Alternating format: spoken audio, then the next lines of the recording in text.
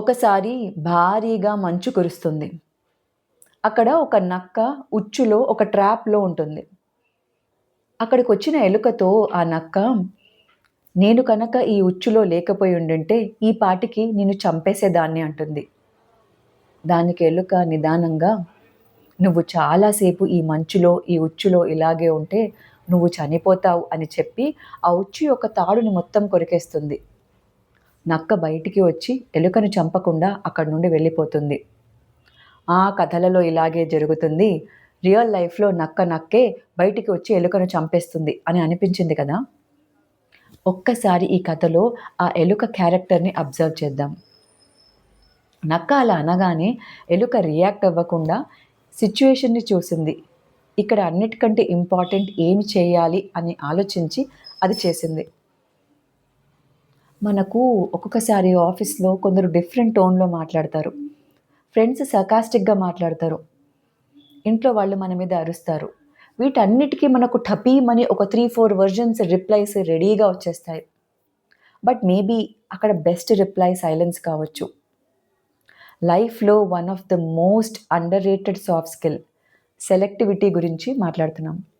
Selectivity అంటే ప్రతిసారి సైలెంట్‌గా ఉండాలి అని కాదు. అది ఒక సిట్యుయేషనల్ ఇంటెలిజెన్స్.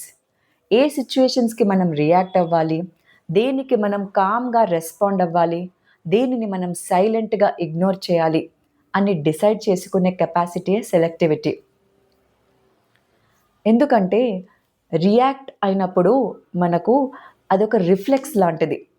అది ఇన్‌స్టంట్‌గా, ఆటోమేటిక్‌గా, స్పాంటేనియస్‌గా వచ్చేస్తుంది. బట్ 90% ఆఫ్ ద టైమ్ మనం రియాక్ట్ అయినప్పుడు మన ఈగో అన్నది డ్రైవర్ సీట్‌లో ఉంటుంది. వెరాస్ రెస్పాండ్ అవ్వడం అన్నది ఒక రిఫ్లెక్షన్ లాంటిది. ఒక చిన్న పాజ్ తీసుకొని, కాన్షియస్‌గా డెసిషన్ తీసుకొని, బెస్ట్ యాక్షన్ స్టెప్ ప్లాన్ చేస్తాం.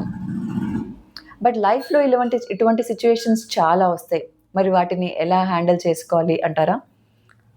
ఒక చిన్న పాజ్ ఇచ్చి ఒక క్వెషన్ అడగాలి. ఈ సిట్యుయేషన్ నా టైమ్‌ని డిజర్వ్ చేస్తుందా? అంతెందుకు నా నెక్స్ట్ 2 మినిట్స్‌ని కూడా ఈ సిట్యుయేషన్ డిజర్వ్ చేస్తుందా? అని మనం క్వెషన్ చేసుకోవాలి. ఒకవేళ మనకు ఆన్సర్ నో అని వస్తే మనకు క్లారిటీ ఉన్నట్టే. ఇట్ మీన్స్ మనము మన టైంకి, మన ఎనర్జీకి, మన ముఖ్యంగా మన మెంటల్ పీస్‌కి ఇంపార్టెన్స్ ఇస్తున్నట్టు. వి prefer thought over hour ego.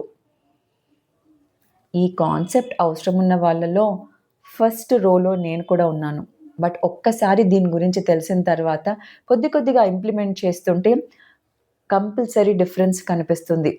We all can work on it. Also we realize how much freedom we actually have. మీరు ఎప్పుడైనా ఏదైనా సిట్యుయేషన్స్‌కి రెస్పాండ్ అయ్యే బదులు రియాక్ట్ అయ్యే తర్వాత బాధపడ్డారా? అయితే కమెంట్ చేయండి.